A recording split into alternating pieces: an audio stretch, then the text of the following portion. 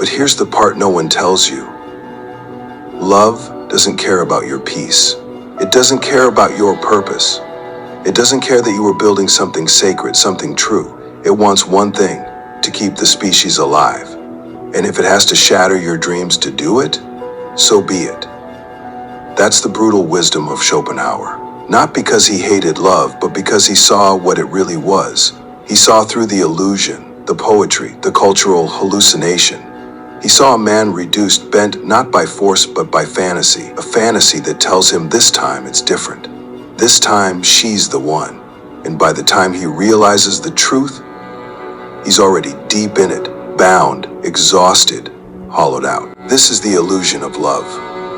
A force so powerful it can make the strongest man kneel, smiling. A mirage so convincing it makes suffering feel sacred. But Schopenhauer's voice cuts through the haze. What if it's not divine? What if it's just instinct in disguise? What if you weren't falling in love, but falling away from yourself?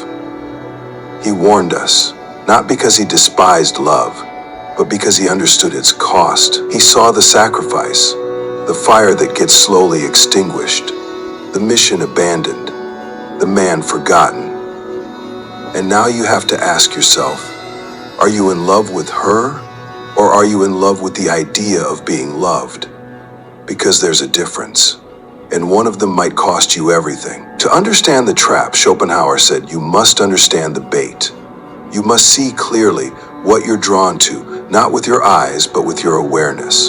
And that starts with understanding the nature of woman, not as society describes her, not as romance idealizes her, but as she is. Schopenhauer didn't hate women, he didn't demonize them. What he did was harder. He observed, coldly, metaphysically. He stripped away the layers of cultural illusion and stared into the design. And what he saw was not malice, but instinct. He said men are creators of ideals, philosophers, builders, explorers. They reach beyond the present, toward meaning, toward greatness, toward eternity. But woman, he claimed, cleaves to the now, the immediate, the practical. She is nature's vessel, not its architect. To her, survival is not a concept, it is a reflex. She doesn't chase the abstract, she secures the tangible. In his words, women remain children their whole lives, not as insult, as insight. Because while men are cursed with vision, the need to pursue, to imagine, to suffer for truth, women are wired to secure the ground beneath their feet, to protect what is, not to dream of what could be. This is why beauty, Schopenhauer said, is not a gift, it's a weapon.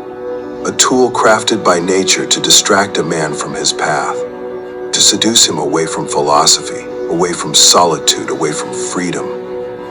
Beauty isn't the celebration of the divine, it's the manipulation of the desirable. It's bait, and it works. Again and again it works. A man will turn his back on his own legacy to follow the smile of a woman he doesn't understand. He will give up his fire, his fight, his foundation for a moment of connection that was never meant to last. Why? Because he does not understand what he's looking at. He believes her softness is sincerity, her attention, affection, her presence, purpose. But Schopenhauer revealed the deeper mechanism. Women, lacking the brute power of men, developed another power entirely: subtlety, influence, emotion. They shaped the world not by force, but by shaping the men who shaped the world. Not on the battlefield, not in the books, but in the quiet spaces, between whispers, between tears, between silences. Where man builds empires, woman shapes the emperor. Her power is not loud, it's not obvious, it's felt, it's internal. She moves through need, not command. She doesn't demand obedience, she inspires it. She doesn't ask for sacrifice, she receives it.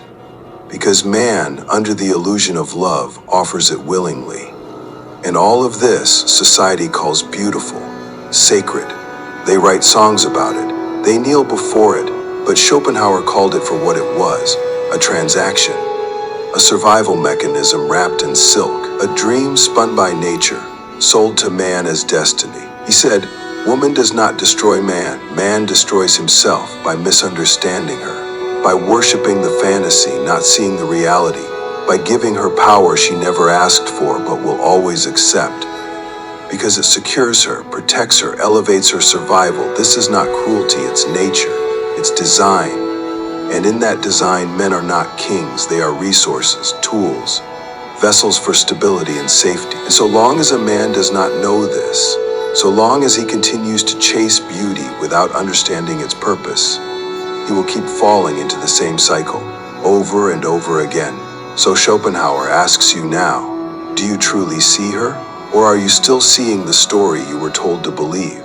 Because a man who sees her clearly, sees himself clearly. And that kind of man cannot be fooled.